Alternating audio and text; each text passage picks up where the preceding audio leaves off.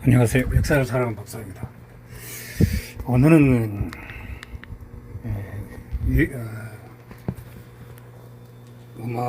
음악가 중에서 유명한 베토벤에 대해서 한번 알아봤습니다.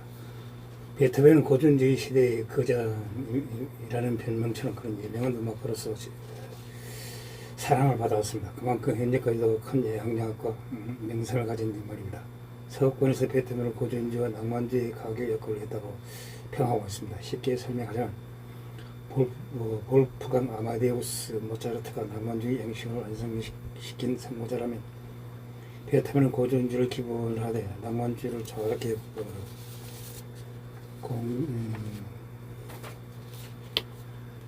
공존시켜 극점까지 끌어올린 사람입니다. 그래서인지 고전주의 색채가 짙은 베토벤의 음악은 대원식 미사처럼 장중한 분위기에서 애용되고 밝고 갱칸 모차르트 음악은 모도해 같은 사교 모임에서 애용되고 있습니다. 둘 다 전과 후가 뚜렷이 구별되는 게임 체인지라는 점은 똑같습니다. 음악은 귀로 들을 수 있어야 하는데 것인데도 베토벤의 음악에서 사행성과는 다름없는 청각 장르를 딛고 위대한 유산을 이루고는 경이로운 기적을 이뤄냈습니다. 이렇듯 베토벤은 불굴의 의지로 불가능을 가능케 한 인간 성질을 상징하는 인물로 유명합니다.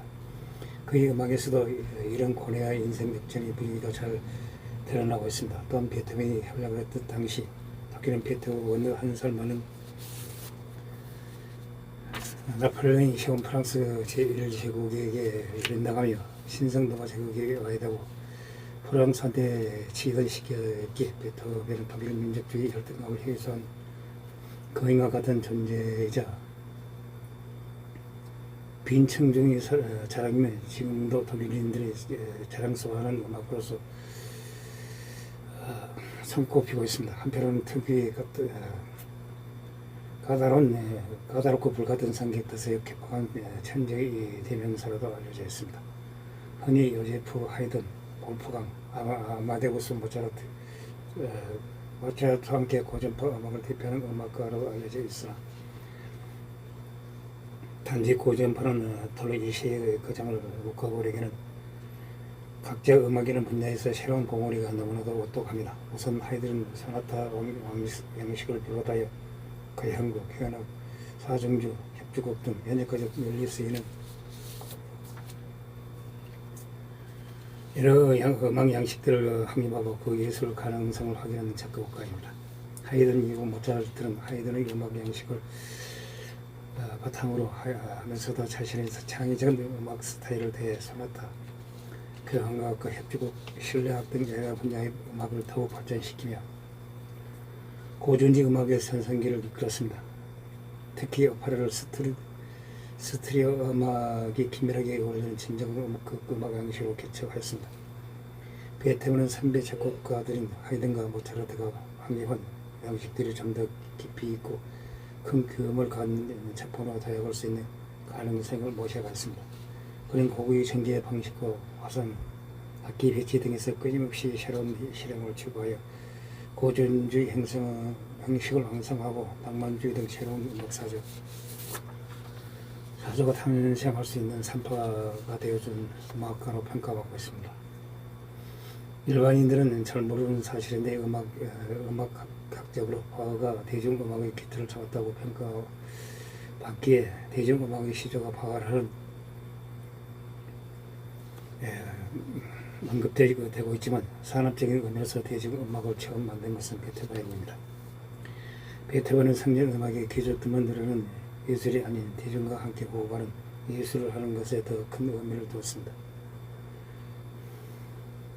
정치 이념적으로도 군인적인 정치 체계를 매우 싫어했으며 앞으로 왕정이나 철권 통치 시대가 저물고 민족이 모여 국가의 방향을 결정하는 시대가 올 것이라고 믿었습니다.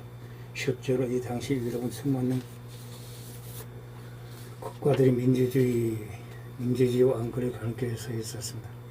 농민들이 들고 이런 왕정을 끌어내는 지역도 일어났습니다. 금강과도 같은 왕정이 막을 내린 국가가 속출하였습니다. 이런 베토벤의 시대 사상적 배경 때문에 음악 또한 귀족의 전유물이 아닌 대중이 같이 향유하는 예술이 되어야 한다고 생각하였습니다. 결국 이런 사상을 바탕으로 베토벤은 당시로서는 생소하게 광장에서 연주를 열거나 대중이 요청하는 곡을 연주하고 악보 방청권을 귀족이 아닌 서민층에게도 판매하는 사업을 하는 등 산업적인 의미의 대중음악을 베토벤이 최초로 한 것으로 알려졌습니다. 또한 귀족 구원을 받으면서도 동시에 재정적인 자립을 추구하려 굉장히 노력하는 작곡가였습니다. 베토벤 이전의 이후 동토로 베토벤 수준의 혹은 그런 은간 작곡가였을지언정 오직 자신의 연주 및 작곡 능력만으로도 재정을 유지할 수 있었던 작곡가는 드뭅니다. 후배 또는 후보자들을 자청한 프란츠 스베르트, 로베르트 슈만, 요하네스 브람스, 리하르트 바그너, 안톤 브루크너 등을 유시한 수많은 음악가들이 모차르트와 베토벤의 영향을 받았습니다. 사실상 베토벤 이후의 모든 음악가들은 베토벤의 후예라고 볼 수 있습니다. 서양 음악사가 대충 정리가 되고 음악 교육의 커리큘럼이 확립된 현대에 와서는 전공이 된 시민의 음악 교육은 서양 음악을 일정 기간 동안 공부한 사람 중에서 모차르트, 베토벤의 작품을 보지 않는 사람은 없습니다. 2015년 12월 베토벤 탄생 245주년 기념으로 구글 로고가 만들어졌습니다. 구글은 글자는 앞으로 만들어진 것과 커튼 콜 이후에 나오는 평범한 구글로 2번 나옵니다. 특징은 종이 질감을 살리는 애니메이션이자 베토벤의 음악들을 순서대로 끼워 맞춰 완성하는 프레시 계획이라는 점입니다. 난이도는 당연히 쉽습니다. 베토벤의 악보를 되찾아 콘서트 올라가기 위해 힘들고 고된 여정을 거친다는 점이 웃음의 포인트입니다. 베토벤의 행복하게 완성하는 악보는 다음과 같습니다. 운명 그 항구, 악보를 챙겨 나가려던 차 진흙탕에 발이 걸려서 hin겨대는 베토벤 앞에 서 있던 말이 악보를 녹아버립니다. 둘이 세상이 거쳐들어 흐르는 바파 멜로디가 인생적입니다. 악보와 사역을 이루어져 있습니다. 엘리제를 위하여는 어떻게든 남은 악보를 합한 베토벤입니다. 그러나 발을 빼지 못한 넘어지고 말이다. 구성한 악보들이 바람에 날아가는 것으로 모자라 나뭇가지 하나하나 고쳐버립니다. 악보 5개로 이어져 있습니다. 올강선하다.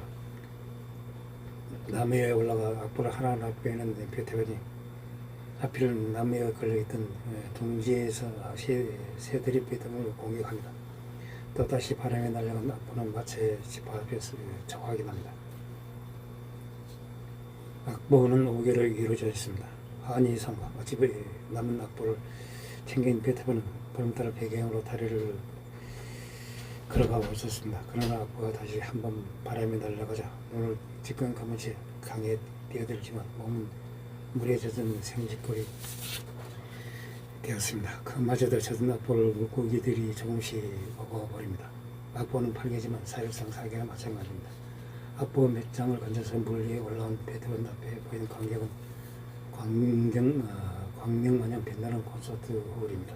이때 그 유명한 한이 성가가 합창 부분이 흘러나옵니다. 베토벤이 성공적으로 지휘를 끝마치면서 애니메이션이 마무리됩니다.